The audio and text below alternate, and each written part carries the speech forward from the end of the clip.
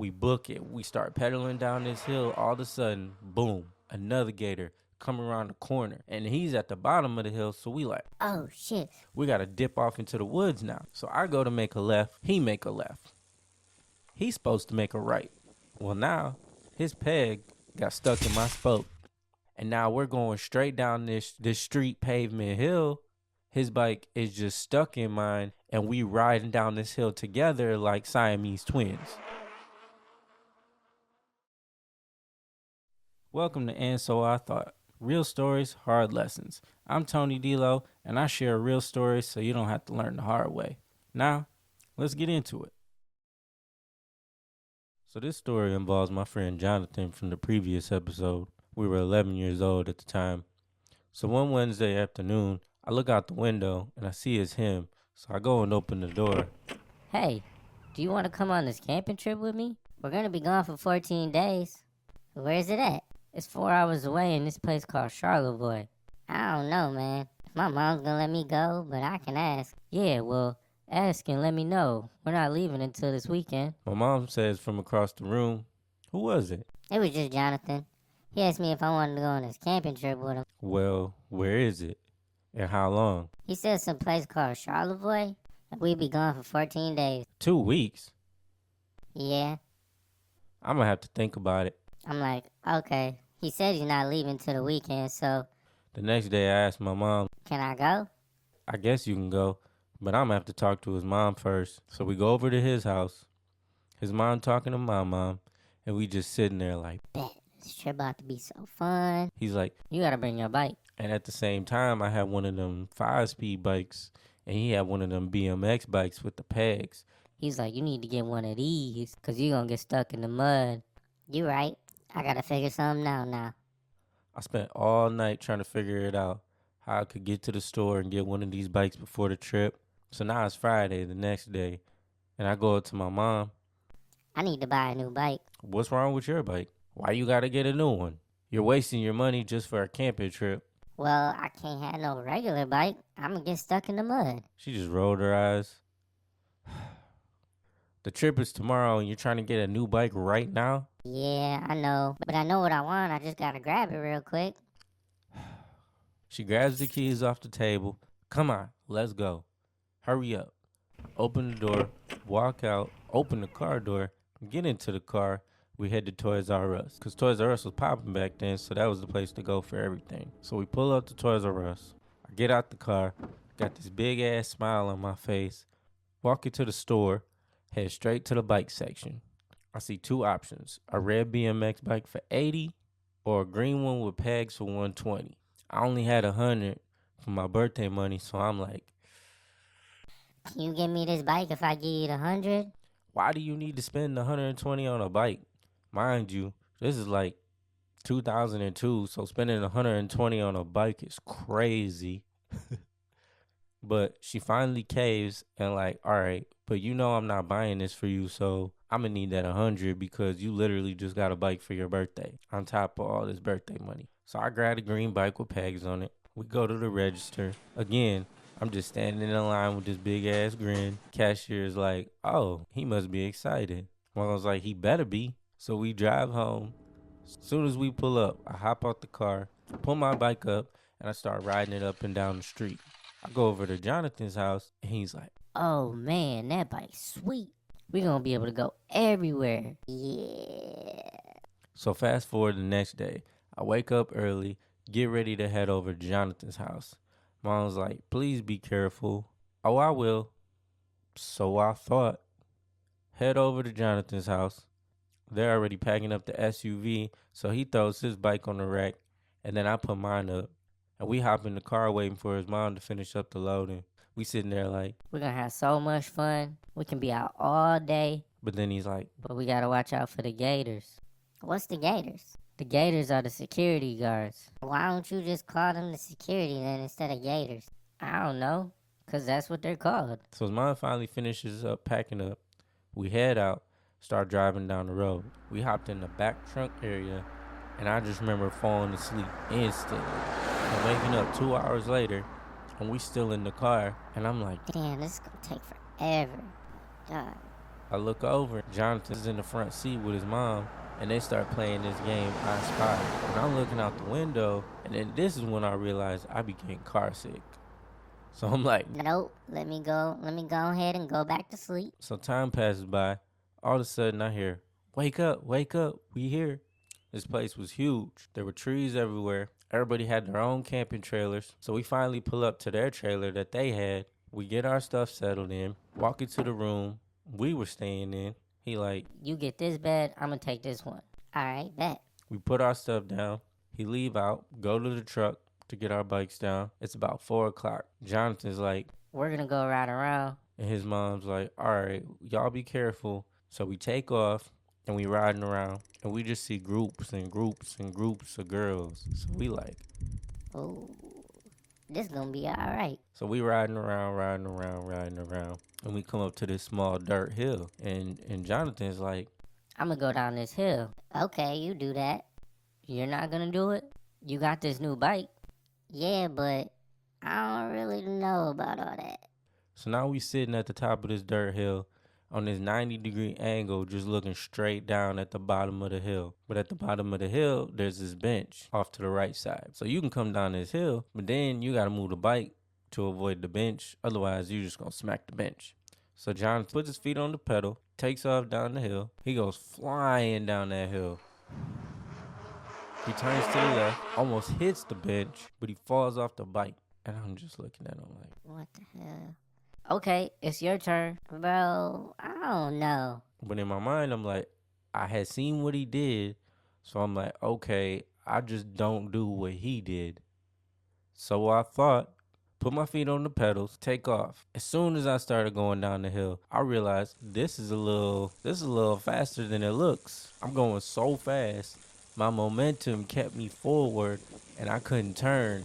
And I'm like, okay, now I can't fall off this bike. So now I'm heading down this hill and all of a sudden I just smacked the bench. And now I'm laying on the ground in the grass. Thankfully though, this new bike had like a leg guard in the middle, so I didn't spear the shit out of myself with the bench, but it still hurt nonetheless. And I collapsed as soon as I tried to stand back up. I'm all dizzy and Jonathan's just laughing. I'm just like, Dog, what the This was not what I intended to happen. this is what I bought the bike for, but this is just not the results I wanted from it, doing this shit. So I was mad, but I can't be mad at nobody but myself. So I picked up my bike and we left. From there, I was a little hurt, but we were heading back to the campsite, so it was whatever. We chilled back at the camp for like an hour. I was just resting my body because I just smacked the bench. All of a sudden, it's starting to get dark now. He wants to go ride around again and look for females because it's getting darker now. His mom's like, nah, you can't leave here no more. The security is getting ready to come out. So now this is where the gators come into the story. And for context, whenever you see the gators, it was like, you gotta go. You gotta dip or you're gonna get in trouble. And if they catch you, they could potentially kick you out the park for breaking the rules. So you don't want to get caught by them. So we grab our bikes and go to leave. And Jonathan's mom's like, okay, well, you got to be back before the gators because there's only a little bit of time. We're just going to talk down to these females. We just made some shit up at the time. We was really going to talk to some females, but at the same time, still just riding bikes around. So we leave and we're riding around, and we don't see no females. Like everyone must went back to their camps or something. So now it's just us, and it's starting to get dark, like dark. And now the gators is out because we can see the reflection of the lights going against the trees. So we stopped and we sat there and we thought about it for a second. Alright, we gotta come up with a plan in case we see a gator. If you see a gator, you go one way, I go the other way. Okay, bet. That's what we about to do. So now we riding our bikes. Not even 2 minutes later, bro, we come to this big ass street hill. It's the only way out. And as soon as we're coming to the hill, simultaneously, here comes a gator. And I'm just like, so I'm like, Okay, bet. We just gotta stick to the plan and everything will be alright. so I thought in my head, I'm like, we gotta stick to the plan. He go his way, I go that way. We see the gator with his orange flashing lights coming down the road towards us. We book it. We start pedaling down this hill. All of a sudden, boom, another gator come around the corner. And he's at the bottom of the hill, so we like, Oh, shit. we got to dip off into the woods now. So I go to make a left, he make a left. He's supposed to make a right. Well, now his peg got stuck in my spoke. And now we're going straight down this street pavement hill. His bike is just stuck in mine, and we riding down this hill together like Siamese twins. And all of a sudden, it really gets caught to the point where like it stops. All the motion on my bike. All I hear is clang, and I fly so high over the handlebars. I'm up in the air. I'm in hang time because I'm only 5'2", looking at the ground, upside down, and I'm just gliding through the air, just looking down the slope of the hill. And I got 2 seconds to decide. I'm either going to smash my face or I can at least try to protect it. And everything was happening in slow-mo. I'm looking straight vertical down at the ground, coming down straight towards the pavement. And I just put my hand down in front of my face at the last second. All my body weight from my head down just rested on the back of my hand, but it was really like my pinky because I rolled my hand the way I was angled. So luckily, the hand took most of the impact, like around the base part of my pinky. I shattered it completely and flipped it inward facing my thumb, but I ain't really noticed that at the time because I hit the ground and rolled over, and my bike came sliding down the hill to meet me where I had just landed. I got up so quick, I picked up my bike, and I started walking down the hill in shock and in pain. And I'm just like, bro. And I'm walking down this hill and I hear, oh my God, are you okay? And I look over and it's just his family cooking marshmallows. And they just saw the whole thing. So I'm like, Yeah, I'm good. they're like, that was crazy. Yeah, it was. And I'm low-key in pain, my hand throbbing because I just smacked the pavement. And now I'm embarrassed because they just seen me wipe out and smack the pavement in front of their whole family while they're just cooking marshmallows having a good time. I still didn't realize that my pinky is twisted in because I'm just walking this bike down the hill at the point. My bike is destroyed. I can't hop on it. I don't even care about getting caught by security now. I messed myself up. Like, this is terrible. I ain't even messed myself up. He messed me up. He didn't commit to the plan, and he messed me up. And he fell off his bike at the top too, at the top of the hill, but I was the one that went flying. He could just take off. But then I finally get back to the camp, and we meet on the opposite sides of the road, and we get back to his trailer, and I'm sitting there, and I'm just like, Bro, my bad. I didn't mean to. I just got scared. Yeah, this is why we had the plan, though. And you were supposed to stick to it. I just got scared. Bro, I was scared too, but I stuck to the plan. You didn't. I can't show your mom this shit. Well, it should be fine.